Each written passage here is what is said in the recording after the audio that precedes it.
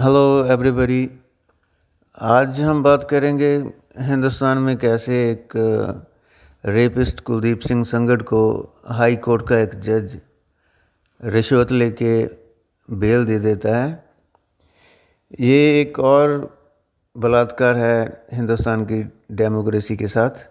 तो ज़्यादा लेक्चर नहीं देते हो, आपको मुद्दे की तरफ ले चलता हूँ। कुलदीप सिंह से मुझे अपने हाथों से मारना पड़ेगा उस बंदे को। जैसे निर्भया वाले कांड में फांसी हुई है, मैं तो वैसा ही चाहती हूँ कि इनको भी फांसी हो ताकि हमको न्याय मिले। लेकिन जज साहब ने ये फैसला सुना के देश की बेटियों को डरा दिया। मेरा पति घर पे डर के बैठा हुआ है। अब लग रहा है कि कोई परिवार से या हमें मारा जाएगा या मेरे बच्चों को मारा जाएगा।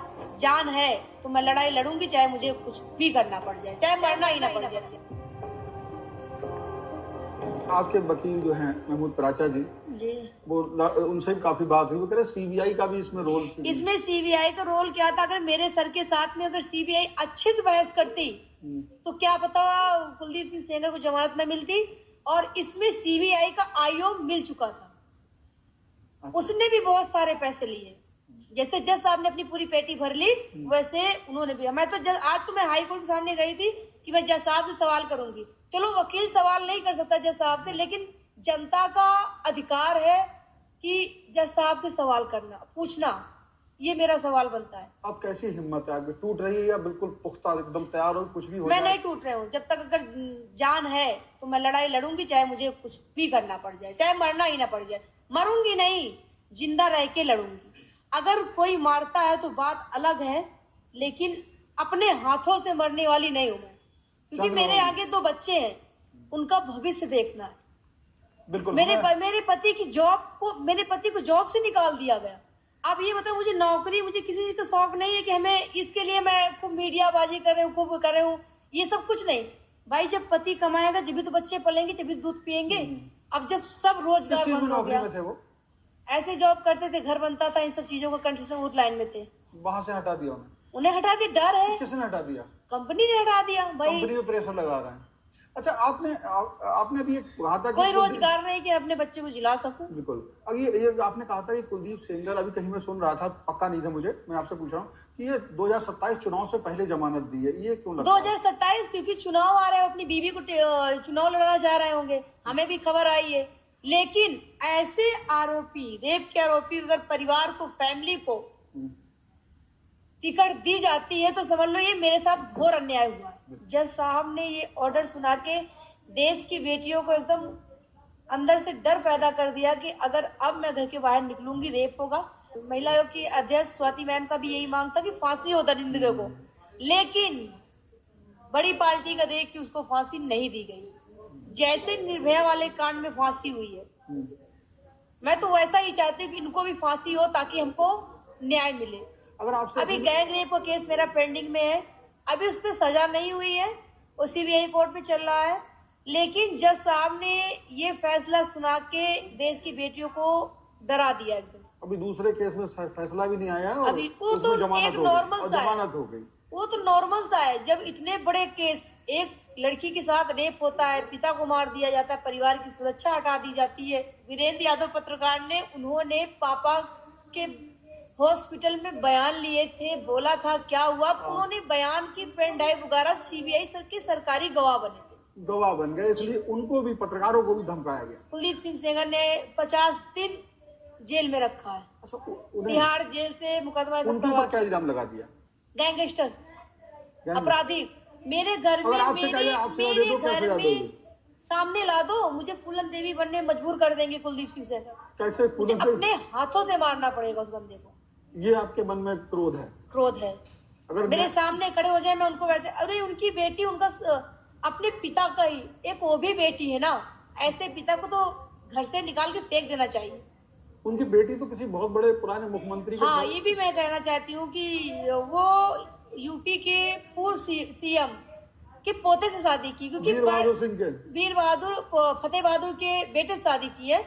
लेकिन मैंने भी शादी किया है एक गरीब, एक नॉर्मल इंसान से, ताकि मुझे परिवार की जिम्मेदारी, बड़े लोगों से शादी इसलिए किए हैं कि ना जिम्मेदारी ना कुछ, होटल से खाना आएगा ताकत भरती जाए। हाँ, होटल से खाना आएगा, बैठ के खाएंगे, नौकर तो लगे रहेंगे घर में झाड़ू पोछा करने वाले, हमें कुछ करना ही नहीं पड़ेगा, हम सिर्फ राजनीति करेंगे, कोर्टों में वकालत करके सब करेंगे। अरे मुझे भी तो पढ़ाया जाए ताकि हम भी अपना केस सामने से लड़ सको। उस समय उम्र कम रही होगी जब उसने आपको बेवकूफ बनाया, आपसे ये सब करा, गलत काम किया, तो उस समय आपकी उम्र काफी कम रही होगी जी। हमें इतना कुछ, क्या हम तो मामा के यहाँ बचपन से रहते, हमको पता ही नौकरी की बात कही नहीं थी? कुछ नहीं। हमें एक लेडीज लेके गई थी, बोली क्या यहाँ तक चलते हैं, वो भी आज सीबीआई की सरकारी गवाह हैं, वो बाहर हैं, 2 साल सीतापुर जेल काट के आई है, जब वो यहाँ दिल्ली 30,000 कोर्ट में सीबीआई के सरकारी गवाह बने, जब उनको छोड़ा गया, बरी किया गया। अच्छा, वो भी आरोपी है इसमें? आरोपी थी लेकिन बरी कर दिया गया। आपके पिताजी को क्यों हिरासत में ले लिया था जिनकी मौत हो गई? मौत हो गई, अब क्यों लिया गया? दुनिया देखी है, पब्लिक देखी है कि पहले मारा, उसके बाद में उल्टा ही आरोप लगा के जेल भेज दिया, जेल में भी जाके, अब तो जेल में भी जाके आंखों में सूजा पोंछ दिया। और तो उस समय आपको डर नहीं लगा? इतने ताकत भर लोग हैं, आपके पिता को भी मार दिया और ये सब, कोई हिम्मत कहाँ से आई आपके पास? कैसे आई हिम्मत? जब हालात देखते हैं, घर की हालात देखते हुए, और अगर घर में किसी पिता के साथ गलत होता है तो बेटी जन्म लेती है तो पिता का ही वो रहता है, तो लड़ाई तो लड़नी पड़ेगी। जी। आज आपको सुरक्षा बीच में हटाई गई ऐसा आप बोल रही थी? पूरी ताकत लगा दिया बड़े बड़े वकीलों ने सरकार के, लेकिन अब पता ही नहीं क्या अमित शाह ने सोचा, क्या कोर्ट ने सोचा, क्या बेलान त्रिवेदी सोची, क्योंकि उनको घर जाना था। तो उस टाइम मेरी पूरी ताकत लगा दी हटाने, लेकिन हमने हाथ बिल्कुल खड़े कर दिए। अब आप जब ये जो ऐलान हुआ कि भाई जमानत हो गई, तो उस दिन आपके दिल में सबसे पहले क्या आया? क्या करूं, मतलब एक हताशा तो आई? मैंने तो कोर्ट में अपील भी किया, मैंने लगाया था सोमोटो का, लेकिन वो भी खत्म कर दिया गया है। अब लग रहा है कि कोई परिवार से या हमें मारा जाएगा या मेरे बच्चों को मारा जाएगा या मेरे पति को, क्योंकि सुरक्षा मेरे साथ, मेरा पति घर पे डर के बैठा हुआ है, बच्चे मेरी विकलांग सास। अब ये बताइए, घर में वहां पे सुरक्षा नहीं है, घर में सुरक्षा नहीं है, घर में सुरक्षा नहीं। बच्चे अगर बदला ही लेना होगा ना, इतना मामला हाईलाइट हो गया बीच में जमानत होने के बाद, मेरे बच्चों को उठा लिया जाएगा। कितना बड़ा बच्चा है आपका? एक बच्चा 2 साल का है, एक बच्चा 1 साल का हो गया, दूसरे में लग गया, एक बच्ची तीसरे में लग गई। अब बताओ, अगर उनको उठाया जाएगा तो मैं तो सब छोड़ के भागूंगी ना बच्चे की तरफ। अपने हिम्मत टूटेगी। वो हिम्मत तोड़ने के लिए कुछ ना कुछ कांड कर देंगे घर में, परिवार में। पैरोकार गवाहों के घर में भी कांड कर देंगे कि इनकी हिम्मत टूट जाए। अच्छा, परसों जब आप राहुल गांधी जी से मिलने गई थी तो उन्होंने क्या भरोसा दिलाया? उन्होंने आश्वासन नहीं दिया। भाई मैं तो प्राइम मिनिस्टर से मिलने का टाइम मांगा है, मुख्यमंत्री से मिलने का टाइम मांगा है, प्रधानमंत्री से मिलने का टाइम मांगा है, सबसे मिलने का टाइम मांगा है। राहुल गांधी मिले आपसे? लेकिन उन्होंने सामने से मुझे बुलाया तो एक क्या मिलना मुझे अपराध हो गया, एक गुनाह हो गया। भाई मिला, मैंने न्याय की उम्मीद की, मुझे न्याय दीजिए राहुल भैया, सोनिया का मैडम मुझे न्याय दीजिए। उन्होंने बोला बेटा हम न्याय देंगे, आप टेंशन न लें, गलत हुआ है, आप सबके पास जाता है। हम तो प्राइम मिनिस्टर से मिलना चाहती हूँ, टाइम मांग रहे हो। मीडिया से भी इसीलिए मिल रही हूँ कि हमारी आवाज उठाए। आवाज उठे, मैं अमित शाह जी से मिलना चाह रही हूँ, सबसे मिलना चाह रही हूँ। तो ये वो युक्ति है, बेटी है समाज की, जो कह रही है मैं डरूंगी नहीं, पीछे नहीं हटूंगी और मरूंगी तो बिल्कुल नहीं, कोई मुझे मार दे अलग बात है, लेकिन लड़ाई लड़ूंगी, जब तक सांस है तब तक लड़ाई लड़ूंगी। हम सब इस बेटी के साथ लड़ाई में साथ हैं, उम्मीद है इसे न्याय मिलेगा।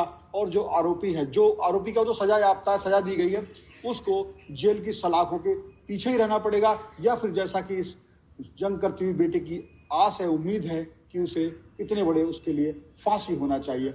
उम्मीद है फूलन देवी ना बनना पड़े आपको। धन्यवाद।